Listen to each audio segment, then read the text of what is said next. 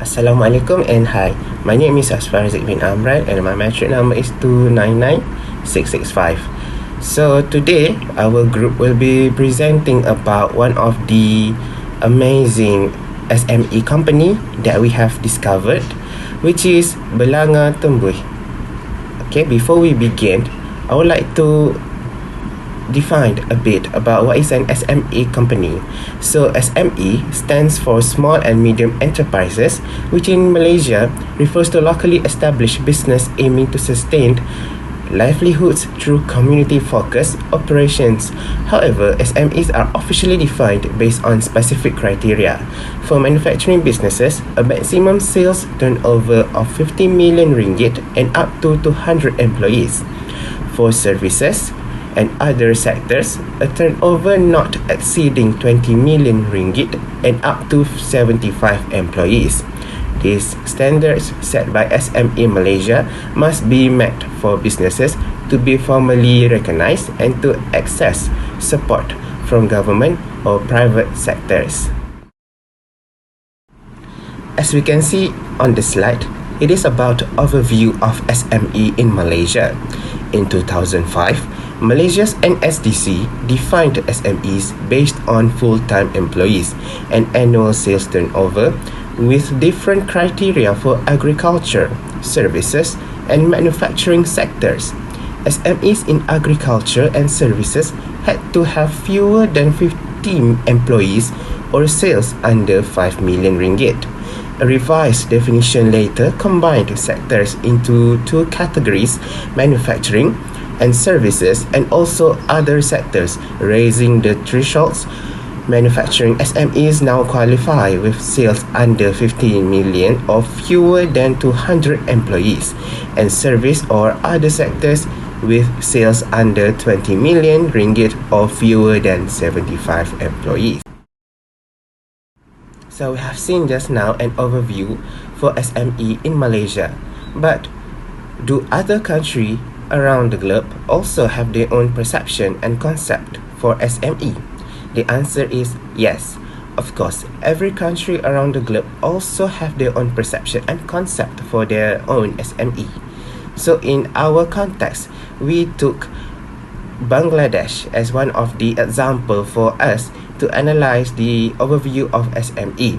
So in Bangladesh, cottage micro, small and medium enterprises, or known as CMSMEs, make up 90% of industrial establishments, employ 80% of industrial labor, and contribute 45% of manufacturing value added, growing at 6% annually.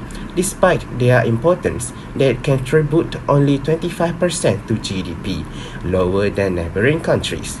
The government aims to raise this to 32% by 2024. CMSMEs blend tradition and innovation using skilled labor to create handcrafted products and national attire. Leveraging local resources, technology and social media, they are well positioned for future growth. So in Bangladesh, their SMEs mostly focuses on two types of business, which is handicrafts and also jamdani and muslin clothes, which is their national attire. As we have seen just now, an overview of SME in Bangladesh. So how about our neighboring countries, Japan? Do they also have SME, as they are one of the modern and the most technological country around the globe? So the answer is yes, of course. Japan also have their own perception and concept for SME. So what are the concepts? In Japan, SMEs are defined by industry and size based on criteria set by the Small and Medium Enterprise Basic Act and METI, considering sales, capital, and employee count across manufacturing, wholesale, and retail services sectors. SMEs make up 99.7% of all businesses and employ about 70% of the workforce. Playing a key role in the economy, to access government support, business must meet SME classification standards. Most Japanese SMEs operate in manufacturing, wholesale and services industries. Assalamualaikum and hello to Doctor. My name is Nur Iman Hakimi. My metric number is 299482. Before we begin our journey to explore how Belanga Tembuih manage their networking, let me describe a bit of Belanga Tembuih background. So Belanga Tembuih is a local roadside restaurant managed by Shah Zailan, or preferably known as Kak Shah, was established since 2019. Choosing Belanga Tembuih as their signature name is their main attraction, whereby the name itself was an inspiration from their customer. Before the iconic name, the restaurant name was Shah Warung, but everything changed on this one day that kicked out on an inspiration new name for Kak Shah stall. So cooking and stirring the dish in the wok creates a loud sounds until one of their customer once said in Kedahan slang that sound like kacau elok-elok sagi Tembuih Belanga tu, gave an inspiration for Kak Shah to change their stall name from Shah Warung to Belanga Tembuih. So that's how Belanga Tembuih was selected. So now I will explain about the company background, which is company networking with various party. So first thing first is networking with government. Belanga Tembuih has linked with government bodies such as Sekolah Bahasa and Kuala Polis. This is said to be because Belanga Tembuih has a network of contact with this educational institution, because this business become a food supplier to this school if there are orders that require large quantity and high demands for a program at SK Kuala Polis. The purpose of this networking was to provide Belanga Tembuih business with customer not only from students but also from employees who work at SK Kuala Polis. This can provide an opportunity for Belanga Tembuih to get regular customer. So another thing is networking with non-government organisation, which is NGO. Belanga Tembuih is also a company that has an entrepreneurial networking with NGO. This is because Belanga Tembuih has an entrepreneur work to get benefit and advantages from them in running a business. To get a network of contact or get resources that are able to generate finance for their business from bodies that are less involved with the government. So among the NGO that have collaborated with Belanga Tembuih is Kuala Polis District Belia Council, which is MBDKP. The purpose of Belanga Tembuih is to have a network with MBDKP is because this collaboration serves to help victims who has been affected by the recent floods in the area around the Kuala Polis that has happened last year. So in addition, it's also helped Belanga Tembuih in getting an entrepreneurial networking in running a business, and it can be said that it is a collaboration that has a positive impact on Belanga Tembuih because this business can attract more customers after they collaborate with MBDKP. So next is a company networking with customer. Belanga Tembuih run its business by targeting locals such as employees who work around the Kuala Polis as customers who can help their business run as usual. This is said to be because the owner of Belanga Tembuih business himself runs the business near a residential area, which make the local customer of the food business. This network of contact is important because of the residents in the area are not there or outside the area. Belanga Tembuih business will be slightly affected and will be able to affect their business. Therefore, the support from the surrounding population is very important to Belanga Tembuih business. So there are several techniques that used by Belanga Tembuih to run a business to attract a customer and then run an entrepreneur networking, such as giving cheap menu prices to those who are less able, always positive towards customer, putting the customer emotion first, and simplify customer affairs. Belanga Tembuih business is a necessity for comfort for customer, especially for the local community. This is said because the Belanga Tembuih business is the source of food search for the local resident. This can be seen when the owner of Belanga Tembuih himself says that the peak hours for their shop are from 11 am to 2 pm, which is the busiest time for them to get customer. So the business is also need for customer comfort, as this business is often a place for customer who do not need to get food or at a cheap price. This is due to the attitude or noble values that the owner of Belanga Tembuih himself have, causing the public to be comfortable with him. Therefore, this Belanga Tembuih business can also be specified as a business that is a necessity for comfort. Next, I will continue with Belanga Tembuih networking with supplier. Their main supplier is Farida Store, which provide basic ingredients like rice, spices, vegetables, coconut milk, and eggs. For chicken, they get it from a nearby chicken factory, which help them get fresh stock quickly. This networking ensure a consistent supply and good quality, which is crucial to avoid any business disruptions. Belanga Tembuih rarely change the supplier unless they run out of stock. The owner Puan Shah also faced challenges. For example, she had previously received low-quality chicken and had to buy ingredients herself to ensure the quality. Therefore, to build strong supplier relationships, she now focuses on choosing reliable supplier, communicating clearly, and being a loyal customer. This helps her maintain smooth daily operations and avoid problems. Furthermore, Belanga Tembuih faced competition from nearby food vendors who sell similar menu items. The owner Puan Shah has a positive attitude toward competition.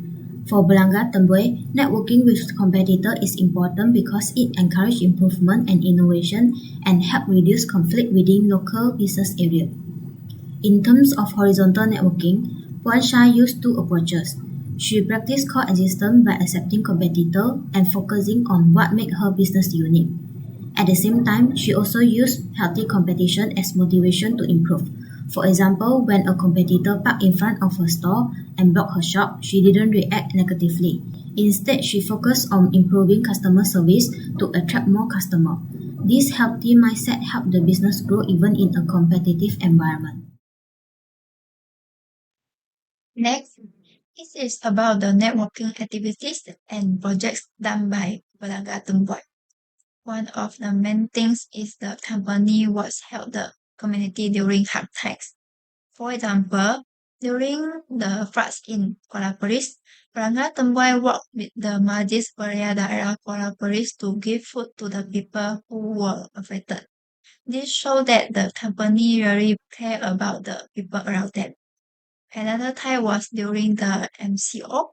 Many people lost their job and needed help. Belanga Tembuih gave free food to the community, and in return, the villagers also helped support the business. This strong relationship helped the business stay open. Besides helping the community, Belanga Tembuih also joins government programs and exhibition by Mendek and SME Club. This helped them meet other business owners and build good connections. They also join local business program. From there, they learn business idea and understand what customers want. Lastly, Belanga Tembuih works together with other small business and local suppliers. They help each other in marketing and sharing resources, which make their business even stronger. Let me share how networking has positively impacted Belanga Tembuih, led by the passionate owner Puan Shah. Through active engagement in community events and social programs, Belanga Tembuih has successfully raised its profile among the local community. These activities help promote traditional food culture to a wider audience, attracting locals and tourists. The business expanded its client and partner base, earning loyal support from customers and the surrounding community.